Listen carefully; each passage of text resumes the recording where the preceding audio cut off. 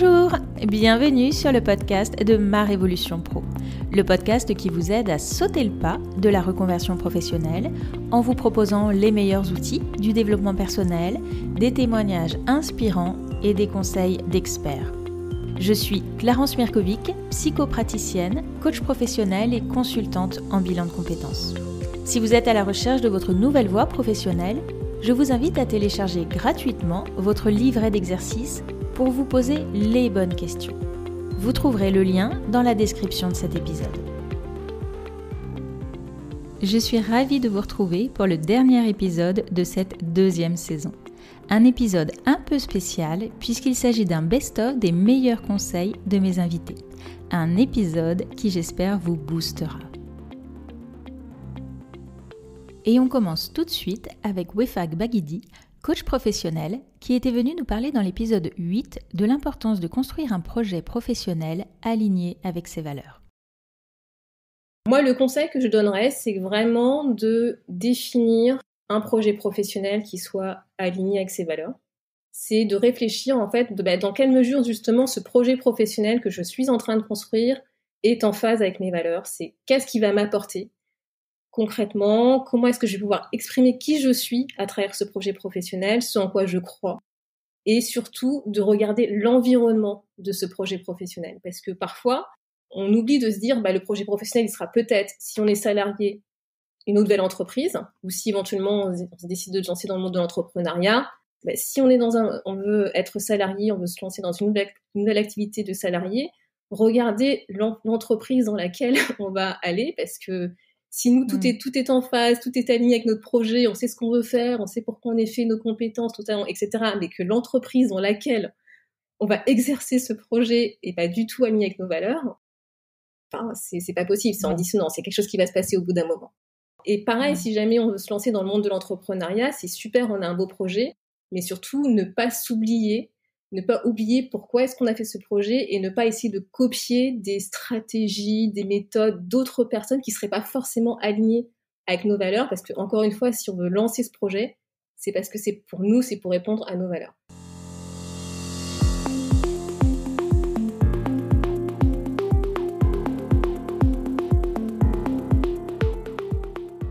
On poursuit avec Christine Tessier, qui est aujourd'hui coach en rangement certifié Marie Kondo.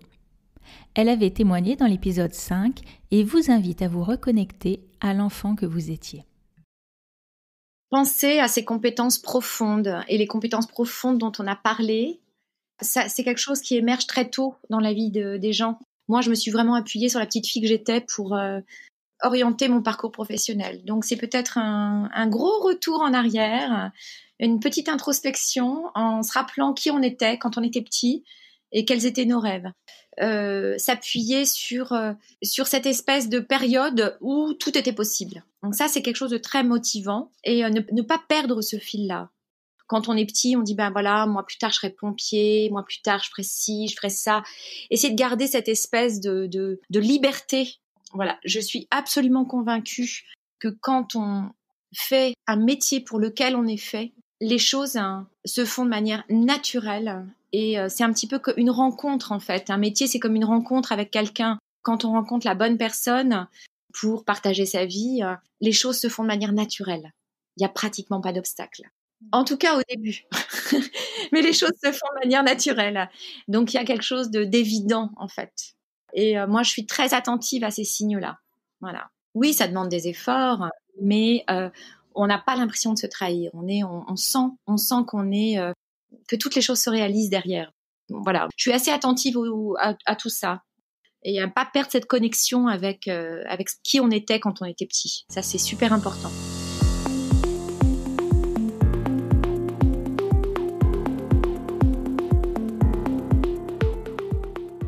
Vous avez pu aussi découvrir dans l'épisode 46 le modèle de la process communication avec Sophie Huot. D'abord, faire la différence entre est-ce que c'est mon métier dont je suis lassée ou est-ce que c'est mon environnement.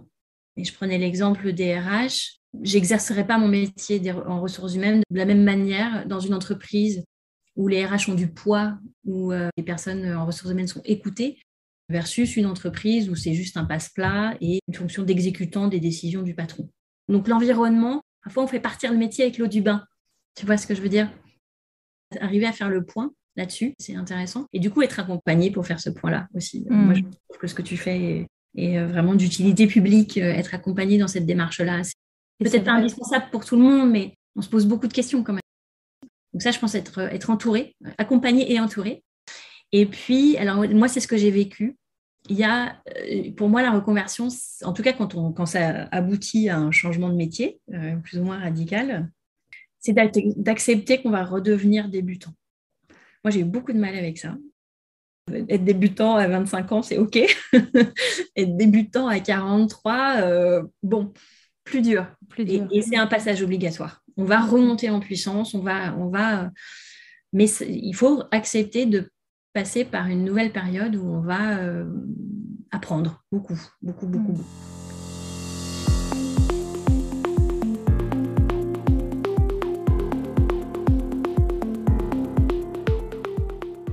Et on poursuit avec Justine Lambert, la fondatrice de Brands with Benefits, qui dans l'épisode 42 du podcast vous conseillait de vous écouter avant tout. La vie est courte et que ça vaut le coup de s'écouter, que de retrouver un poste salarié, ça se fait. Enfin, je trouve que c'est dommage aujourd'hui de ne pas se donner la chance d'essayer, parce que vraiment, si tu ne le fais pas, tu ne sauras jamais si ça peut te plaire plus que ce que tu es en train de faire aujourd'hui.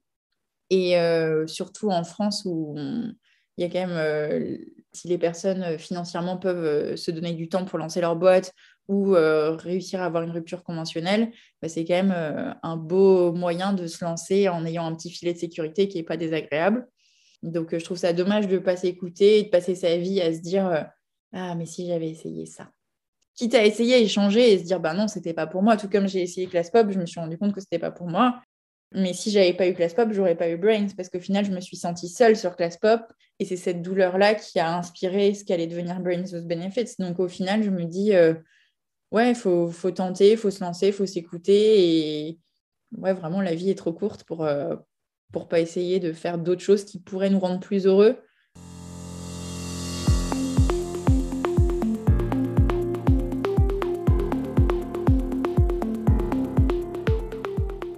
Séverine Perthes-Rosset, la cofondatrice de Sunnyside API, était venue aussi nous livrer dans l'épisode 18 ses meilleurs conseils pour se lancer dans l'entrepreneuriat. Le premier conseil que je donnerais, c'est un peu le pendant de la première difficulté que j'ai exposée, c'est de ne pas rester seule. De ne pas rester seule et dès le début, d'avoir l'humilité de se dire en fait, tout seul ou toute seule, je n'y arriverai pas, il faut que je m'entoure. Donc, s'entourer d'autres entrepreneurs, mais aussi d'experts, de conseillers. Après, je dirais qu'il faut parler de son projet. Alors, ce que j'entends de mes clients, c'est souvent oui, mais si je parle de mon projet, j'ai peur soit qu'on me vole l'idée, soit qu'on me critique. Alors, la première crainte, la peur qu'on vous vole l'idée, honnêtement, à moins que vous ayez un projet très, très innovant qui nécessite de breveter une idée très, très pointue, c'est pas l'idée qui fait le projet. Même si, à la limite, votre idée inspirait quelqu'un d'autre, ma foi, pourquoi pas, il y a de la place pour tout le monde. Et c'est seulement en parlant de son projet qu'on s'attire tous les bons plans possibles et imaginables et aussi tout le soutien dont on a besoin quand on est un entrepreneur. Donc vraiment, parler de son projet, c'est hyper important. Et la deuxième crainte qui est autour de « oui, mais si je parle de mon projet, je vais être critiquée ». Oui, c'est vrai, mais je dirais que c'est presque mon deuxième conseil. Accepter la critique quand on est un entrepreneur, c'est sûrement votre salut finalement.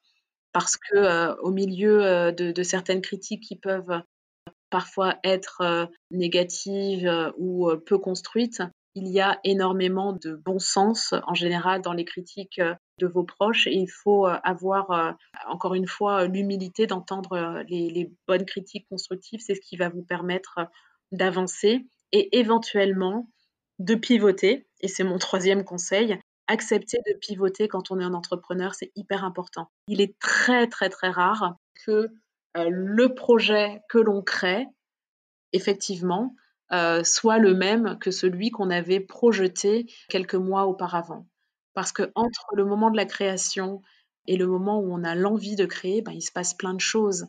On se forme, on s'informe, on parle, on échange et du coup on grandit et on fait un projet à la mesure de toutes ces nouveautés qu'on aura pu acquérir au fur et à mesure du temps.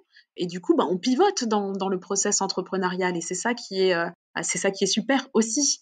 Et de même, parfois, abandonner un projet si c'est pas le bon et c'est OK aussi. Et ça, c'est bien de partir avec cette idée en tête, de se dire que on peut dérouler tout le fil du projet entrepreneurial, de se dire OK, je fais mon business plan jusqu'au bout, j'essaye, je teste, mais de se dire que peut-être à un moment, je me rendrai compte que ce projet c'est pas le bon ou c'est pas le bon moment et j'abandonne, du moins pour le moment, et c'est pas grave. Et c'est pas grave. C'est pas un échec. Vous en sortirez de toute façon grandi.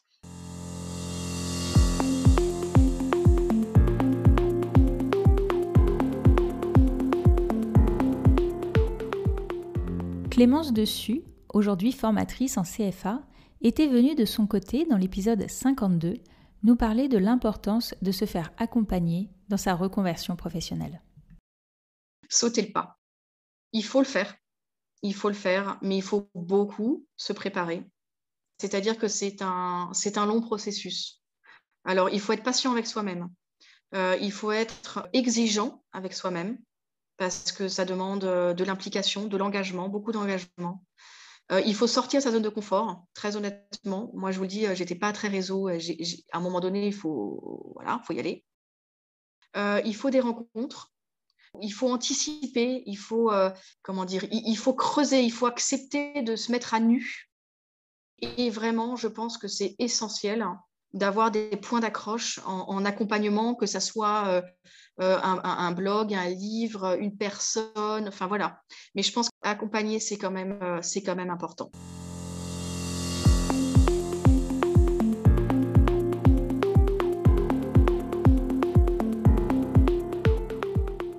On revient à présent au tout début de la saison 1 avec l'épisode 2 dans lequel Rochelle Gab, une ancienne assistante administrative, nous partageait comment elle avait réussi à dépasser ses peurs pour se lancer dans sa passion de l'écriture.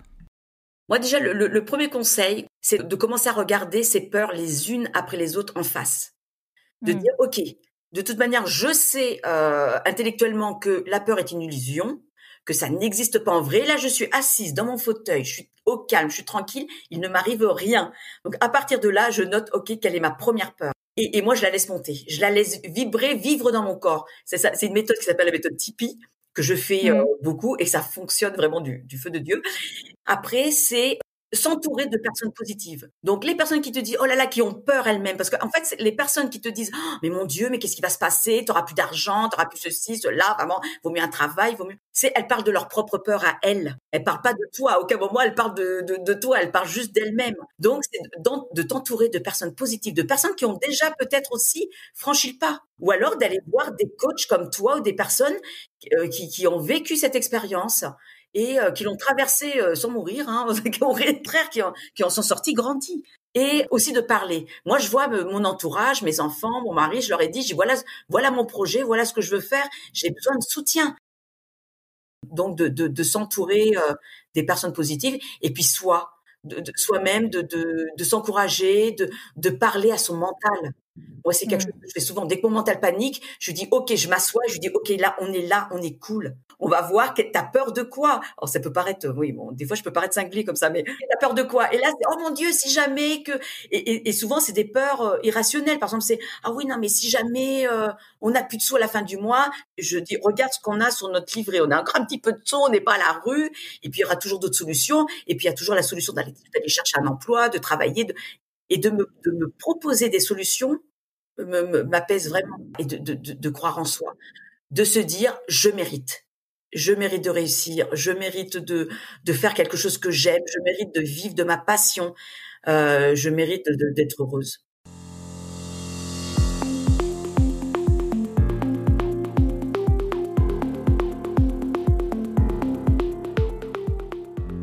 Dans l'épisode 9, c'est Aurélie Roux, une ancienne ingénieure en propriété industrielle, qui nous partageait sa reconversion dans son domaine passion, la photographie.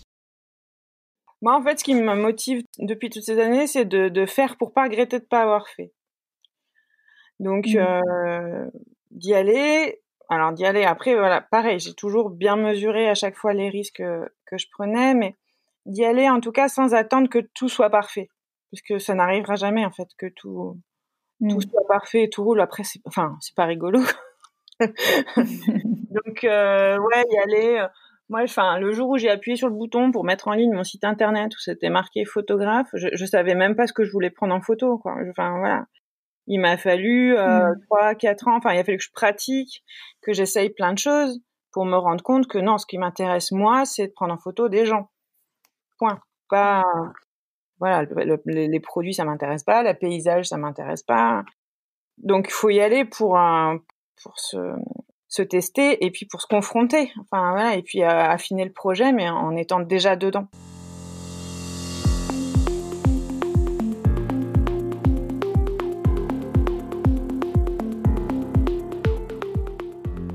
On poursuit avec Marie qui avait témoigné dans l'épisode 11. Ancienne infirmière, elle est aujourd'hui développeuse web. Alors, se poser des questions, oui, mais il faut se dire qu'on vit qu'une fois et que qui tente rien n'a rien, comme on dit. Faut essayer. Je veux dire, quelqu'un qui est motivé, qui se donne tous les moyens pour y arriver sur un projet qui lui tient à cœur, je vois pas pourquoi ça marcherait pas. Ouais, il faut vraiment oser. Oser.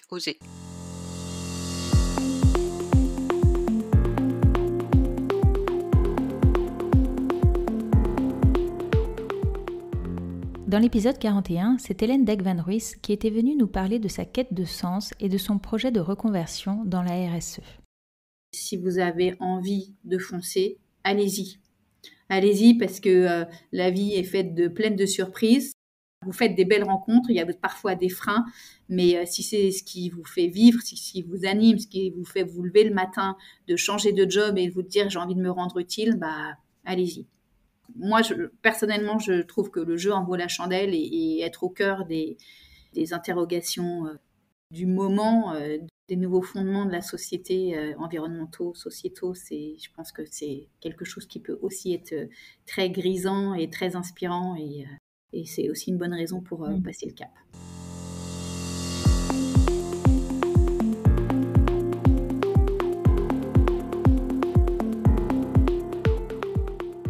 De son côté, Marion Leroy nous expliquait dans l'épisode 43 comment elle avait décidé de se reconvertir dans les ressources humaines.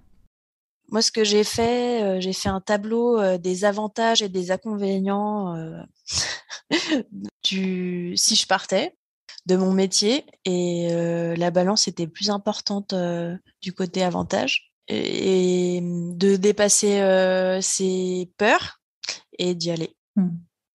Je suis très contente d'avoir sauté le pas, même si c'était quelque chose de difficile pour moi. Mais je regrette rien et j'encourage les gens à le faire parce que c'est vraiment quelque chose qui permet de se sentir bien. On passe quand même 8 heures par jour au travail et c'est important de sentir que déjà on n'a qu'une seule vie, qu'on peut avoir plusieurs casquettes. Il faut se former et changer de métier représente pas une fin en soi, c'est justement un accomplissement, donc faut y aller.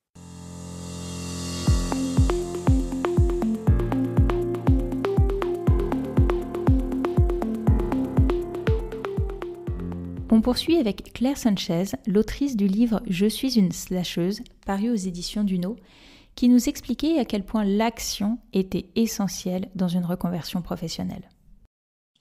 Ce que je répète souvent, c'est l'action. L'action, elle est à mon avis, maîtresse de tout. Elle te permet de passer au-delà de tes peurs, de lutter contre ce fameux syndrome de l'imposteur. Elle te permet de dépasser tes limites. Quand tu penses ne pas être capable de faire quelque chose, en essayant, en agissant, ça permet de valider ou pas si tu es capable de le faire. Et souvent, on est capable de le faire. Et encore une fois, quand on agit, on ne peut pas considérer qu'on vit des échecs ensuite. On a essayé, c'est l'essentiel.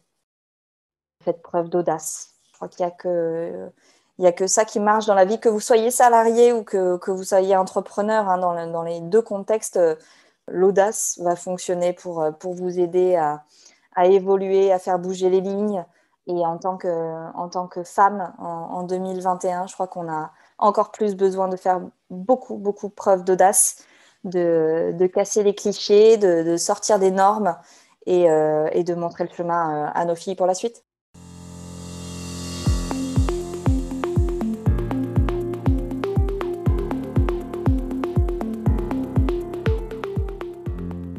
Enfin, on termine cet épisode best-of avec l'interview de Michel Pollard, l'auteur du livre « Pour réussir, oser échouer » paru aux éditions Viber et qui nous expliquait de nombreuses stratégies pour dépasser sa peur de l'échec.